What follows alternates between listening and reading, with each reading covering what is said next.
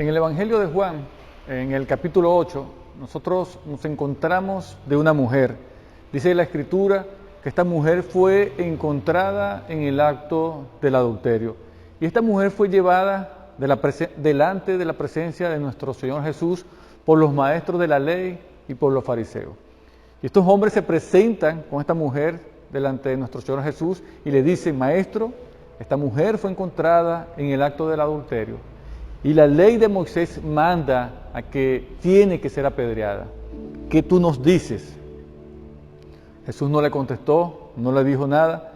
Dice la Escritura incluso que nuestro Señor Jesús se inclinó y comenzó a escribir sobre el suelo. Pero ellos insistieron.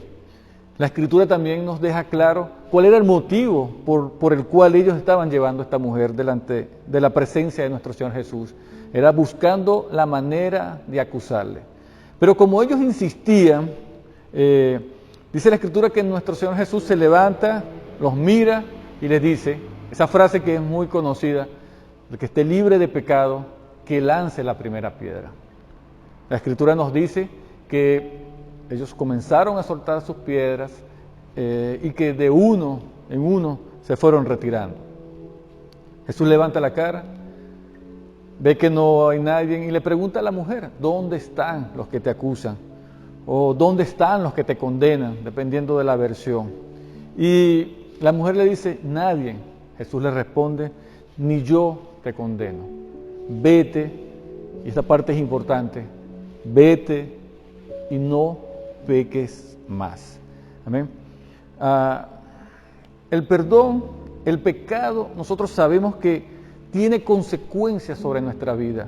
La Biblia nos deja claro que el pecado nos separa de Dios, que el pecado es una ofensa a la santidad de Dios, pero la Biblia también nos enseña que nosotros en Dios y por medio de nuestro Señor Jesús y el sacrificio que hizo en la cruz del Calvario, nosotros podemos conseguir perdón de pecado. David lo dice de esta manera. En el Salmo 25, en el versículo 7, David decía así, o dice así: de los pecados de mi juventud, escucha lo que dice David, de los pecados de mi juventud y de mis rebeliones no te acuerdes. Conforme a tu misericordia, acuérdate de mí por tu bondad, oh Jehová. David tenía seguridad y David tenía la convicción de que ir delante de la presencia del Padre, él podía conseguir perdón de pecado. Y David entendía que este pecado, que este perdón no estaba relacionado con quién él era. Él era el rey David. Él era el hombre con un corazón conforme al corazón de Dios. Pero David entendía que el pecado, que el perdón de su pecado no estaba relacionado ni con quién él era, ni con lo que él había hecho por lo que él había dejado de hacer. El perdón no estaba relacionado con eso. David entendía que el perdón de sus pecados estaba relacionado con el carácter de Dios, conforme, dice en el Salmo, a tus misericordias, por tu bondad, dice David. Si tú viniste a la presencia del Padre, si tú viniste a Jesús buscando perdón, hermano, yo te garantizo que usted recibió perdón completamente por todos y por cada uno de tus pecados.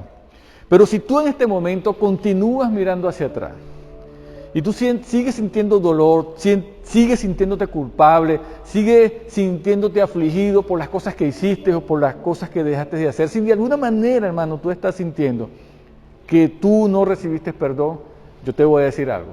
El problema no está en Dios, el problema no está en nuestro Señor Jesús, el problema no está en las Escrituras, el problema está en ti.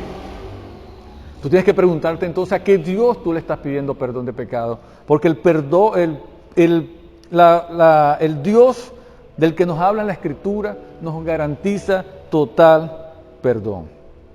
Si tú vas a mirar nuevamente hacia atrás, hermano, es para que tú veas el gran amor con el que Dios te amó, para que tú entiendas el sacrificio que hizo nuestro Señor Jesús en la cruz del Calvario y que trae perdón de todas y cada una de las cosas que tú hiciste. Nosotros debemos entender, así como decía el profeta Miqueas, que dice en su palabra, él dice: Él volverá a tener misericordia, dice el profeta. Él volverá a tener misericordia de nosotros sepultará, escucha, sepultará nuestras inequidades y echará en lo profundo del mar todos nuestros pecados. Dios se olvidó de todas y de cada una de las cosas que tú pudiste haber hecho. Entonces es el momento que tú también te olvides.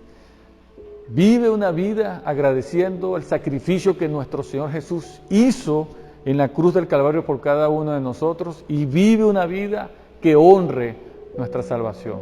Amén. Señor te bendiga. Nos vemos el próximo viernes.